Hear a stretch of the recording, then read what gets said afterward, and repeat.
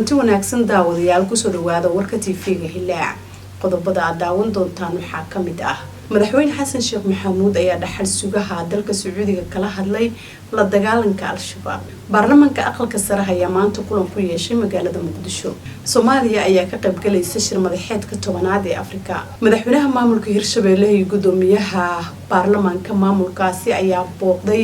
deegaanada Mabaaxi iyo Ceel Qooxle oo dhawaan laga saaray al-shabaab taliyaha ciidanka booliska Soomaaliyeed ayaa garoonka aadan cad ku soo dhaweeyay askar tababar loogu soo xiray dalka Djibouti madaxweynaha maamulka Koonfur Galbeed Cabdicasiis Laftagreen ayaa kulan la qaatay wafdi ka socda midowga Afrika dagaal khasaare geysta ayaa ka dhacay duleedka degmada Mahadaay ee gobolka Shabeellaha Dhexe gudoomiyaha Cali Jeyta ayaa ku dhawaaqay dagaal ka dhan ah al-shabaab guud ahaan warka TV-ga Hilaac waa naga inta